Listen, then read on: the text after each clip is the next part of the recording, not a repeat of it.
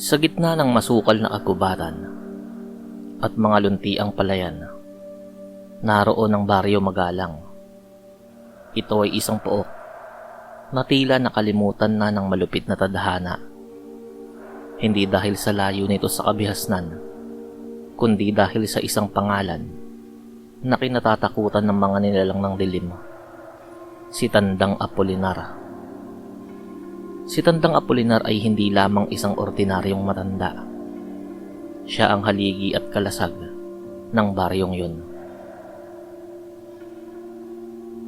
Bilang pinakamalakas na albularyo sa kasaysayan, taglay niya ang kaalaman sa mga halamang gamot, mga lihim na orasyon, at ang sining ng pakikipaglaban gamit ang espiritual na lakas. Sa loob ng maraming dekada, ni isang kuko ng aswang ay hindi nakatapak sa lupain ng baryo Magalang. Ang bango ng insenso at ang mga nakasabit na pako at bawang sa bawat pintuan ay may halong kapangyarihan na tanging si Apolinar lamang ang nakaalam. Ngunit ang kamatayan ay hindi namimili ng dadapuan. Isang gabi, sa gitna ng katahimikan, ang kampana ng simbahan ay tumunog ng napakalungkot. Kumalat ang balita. Pumanaw na si Tandang Apolinar dahil sa katandaan. Ang balita ay hindi lamang umabot sa mga karatig baryo. Humagibis ito sa hangin hanggang sa kuwebang kinalalagyan ni Joban, ang pinakamalapit at pinakatusong pinuno ng mga aswang. Si Joban ay matagal nang naghihintay.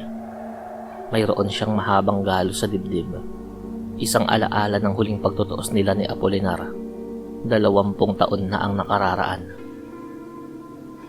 Patay na ang matanda, bulong ni Joban, habang ang kanyang mga mata ay nagliliyab na kulay pula. Ngayong gabi, ang baryo Magalang ay magiging isang malaking katayan. Habang idinaraos ang lamay para kay Tandang Apolinar, biglang nagbago ang ihip ng hangin. Naging malansa ang amoy ng paligid. Ang mga aso ay nagsimulang mag-alulungan ng may halong takot. Mula sa itaas ng mga puno, bumulusok ang mga manananggal. Ang kanilang mga pakpak ay tila telang pinupunit sa langit. Sa lupa naman, mabilis na humahagibis ang mga tikbalang at mga aswang na nasa anyong aso. Ihanda niyo ang inyong mga sandata, sigaw ni Elias, ang pinakamahusay na estudyante ni Apolinar. Kasama sina Celia at Tomas, binuo nila ang huling linya ng depensa sa harap ng simbahan kung saan nakaburol ang kanilang guro. Ang labanan ay naging madugo. Ginamit ni Elias ang kanyang itak na binasbasan ng langis, habang si Celia ay nagwiwisik ng banal na asin at tubig. Ngunit sadyang napakarami ng aswang. Ang bawat aswang na napapatumba nila ay napapalitan lamang ng 10 pa. Si Joban ay lumitaw sa gitna ng karamihan. Ang kanyang anyo ay higit na malaki kaysa sa karaniwang aswang. Sa isang kumpas ng kanyang kamay, nagsitalsikan ng 5 kalalakihan ng baryo. Nasaan na ang inyong tagapagtanggol ngayon? Pangungutya ni Joban habang sinasakal si Elias. Ang inyong guro ay pagkain na lamang ng mga uod. Habang ang baryo ay kasalukuyang nalalagay sa peligro, isang himala ang nagsisimulang mabuo sa loob ng kabaong. Hindi alam ni Joban at maging ng mga estudyante na si Tandang Apolinar ay may itinatagong lihim. Sa loob ng kanyang kanang balikat, nakatanim ang mutya ng alikbangon. Ito ay isang uri ng kristal na kulay lila na nakuha niya sa parang na pinamamahayan ng mga matataas na uri ng engkanto. Ang kapangyarihan nito ay natatangi. Kayang buhayin ang nagtatanga nito mula sa kamatayan. Isang beses lamang sa loob ng bawat 10 taon, umiepekto ang bisa nito. Sa ilalim ng puting tela, ang balat ni Apolinar ay nagsimulang magkaroon ng kislap. Ang mutya ay tumitibok, humihigop ng enerhiya mula sa kalikasan. Ang mga ugat ng matanda ay muling dinaluyan ng mainit na dugo. Ang kanyang mga mata, na kanina ay nakapikit sa huling hantungan, ay biglang dumilat. Nagliliyab sa ginintuang liwanag. Eksaktong itutusok na ni Joban ang kanyang mahabang kuko sa puso ni Elias nang isang malakas na pagsabog ang naganap sa loob ng simbahan. Ang mga dingding ay nanginig at ang mga aswang na nasa malapit ay naitalsik ng isang hindi nakikitang puwersa.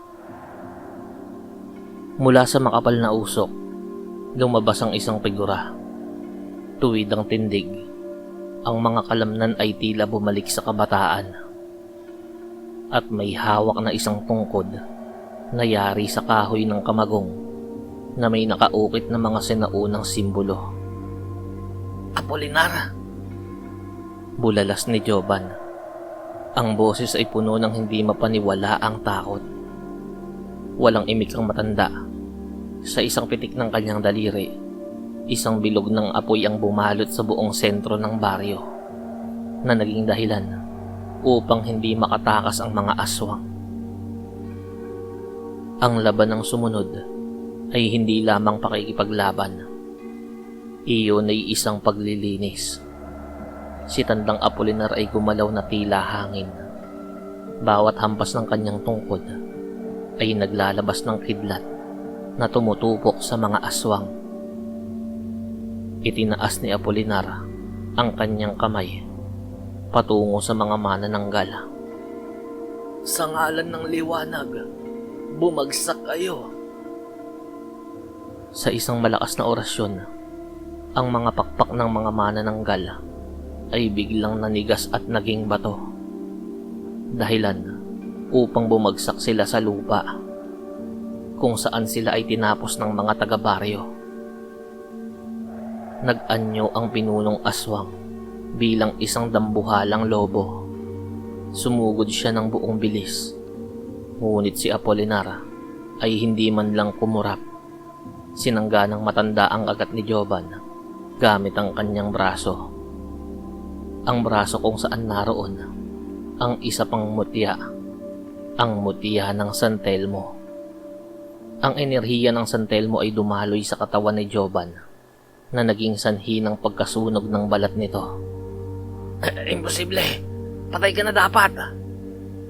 Hiyaw ni Joban habang umaatras. Ang kanyang katawan ay umuusok.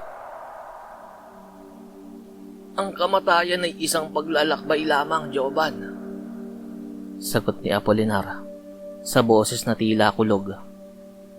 "Ngunit para sa mga katulad mo, ang kamatayan ang magiging huling bilangguan." Sa huling pagkakataon, tinipon ni Apolinar ang lahat ng kanyang lakas. Ang mutya ng alikbangon sa kanyang balikat ay nagliwanag ng napakatindi na naging tila tanghali sa gitna ng gabi. Itinanim niya ang kanyang tungkod sa lupa at bumigkas ng huling orasyon. Isang dambuhalang alon ng espiritual na enerhiya ang kumalat sa buong baryo Magalang. Ang bawat aswang na matamaan ng liwanag ay agad na nagiging abo. Si Joban, sa kabila ng kanyang lakas, ay hindi nakayanan ng purong kapangyarihan ng alikbangon. Ang kanyang katawan ay dahan-dahang natunaw hanggang sa tanging ang kanyang mga pulang mata na lamang ang natira, bago yung tuluyang naglaho sa hangin. Nang mawala ang huling aswang, ang liwanag ay dahan-dahang humupa. Ang mga taga-baryo ay lumabas mula sa kanilang mga pinagtataguan, luhaan at puno ng paghanga. Ang kanilang bayani, ang kanilang protektor, ay muling nakatayo sa kanilang harapan. Bagamat ang mutya ng alikbangon ay nagamit na at kailangang maghintay ng 10 taon para muling magkaroon ng bisa, Sapat na ang gabing yun upang itanim ang takot sa puso ng sino mang masamang nilalang.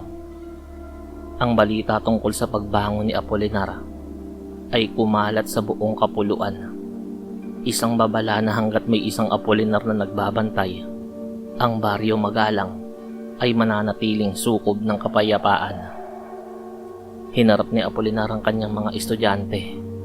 "Hindi ako laging narito," anya, habang nakatingin kay Elias. "Ngunit ngayong gabi, nakita ninyo ang tunay na lakas ng pananalig at tapang. Yan ang tunay na mutya na dapat ninyong itanim sa inyong mga puso."